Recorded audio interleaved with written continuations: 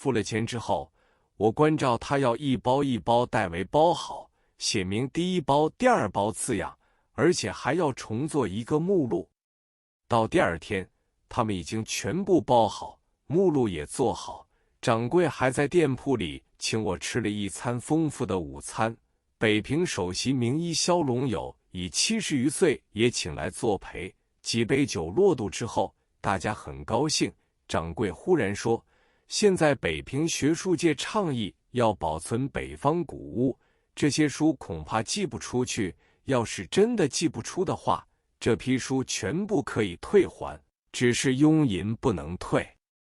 这话一出，我就呆了半天，心想托曹润老可能还有办法。我当场就打电话给润老，润老说，你付了钱没有？我说，我已付了。他说，这一次你上了一个大当，这批书寄3包5包还有可能，整批的运走恐怕毫无办法。他这样一讲，我面如土色，连酒也饮不下去了。萧龙友不仅是名医，而且是北平数一数二的大书法家，因为他的藏书很久没人过问，这次能够脱手，他很得意，所以当堂取了一张宣纸，为我写一副对联。他正在写的得意时，忽然见到我这般为难神情，他也着急起来，轻轻地对我作耳语说，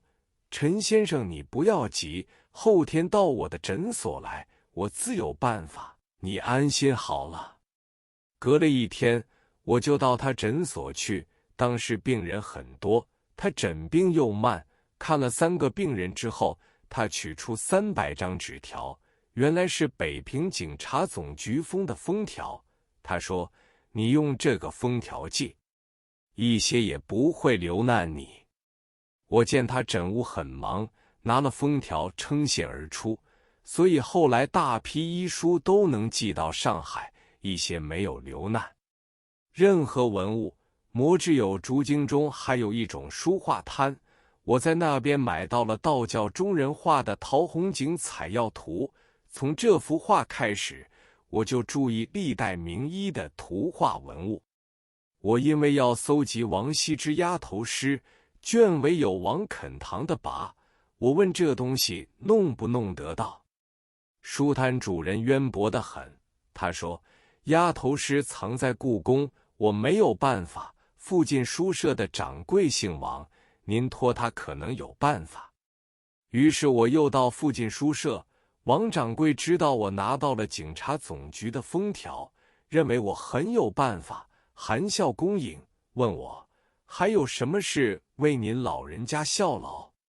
我就说明来意，他说可以，一定给您办到，不过要照相费6元。我说照付好了，我对6块钱很愿意付，但是照相的费用在上海不过1元，即使是宝记、王开也不过2元而已。隔了6、7天，附近书局掌柜亲自把丫头诗王肯堂提拔的一节引了相送来，我邀他一同到便宜坊去吃饭。那位掌柜带我点了4个名菜，结账时连酒不过1元6角，真是便宜的出奇。在小酌时，王掌柜自己对我说，您老人家要什么故宫的古画，真的当然弄不到，但是可以借出来教人临摹，可以磨得一模一样。我就说，有一幅《清明上河图》，内有揭示，并且还有医生药铺等，可以看出宋代医药情况，可否弄来临摹一下？王掌柜说，那不行，《清明上河图》除故宫所藏院本之外，元明2代有3种摹本，清代也有3种，到了清末，琉璃厂有位画家临摹得很逼真，但要6个月时间，现在此人已死，没有人能临摹得好了。于是我就说，既然故宫的画可以拿出来给人临摹，那么以假亦真的事情一定也在所不免。王掌柜说，那自然了，琉璃厂相熟的画家模仿古画，可以磨得一模一样，连皇帝的印和藏家的印都由专人制作，再加上裱画的技术，可以将新的制成旧的，机能乱真。所以故宫里的东西，照目前的情形来说，假的也不少，但是假到真时真亦假，真到假时假亦真，鉴别的功夫是另有一套本领。我听了他的一番话，真是感慨不止。王掌柜又说，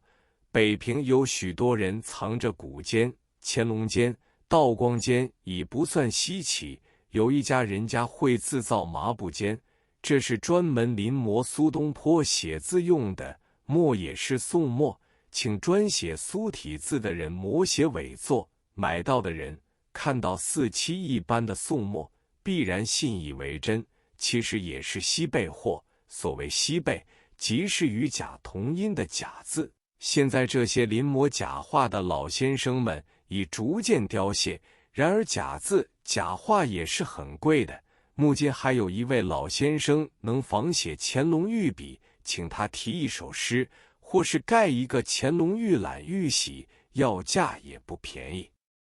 听他这一席话，真是胜读10年书。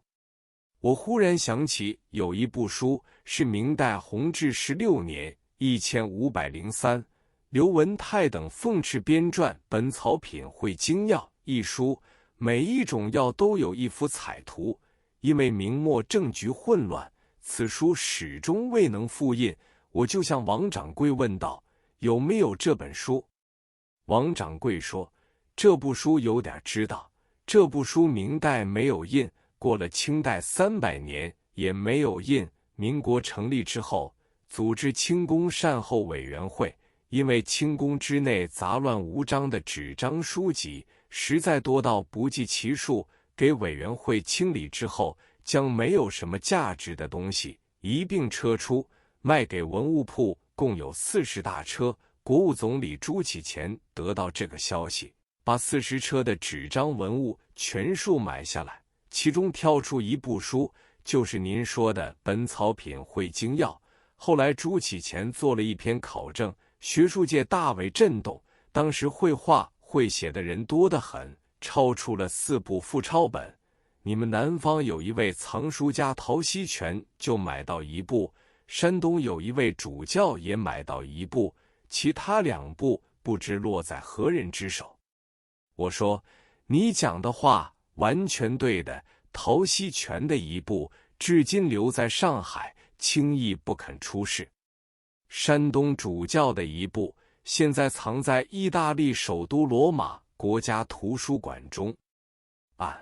后来1951年，我亲赴罗马，把这部书拍了许多五彩照片，陶锡全的1部转售给商务印书馆，用签字排印出版，而图画部分并未印出。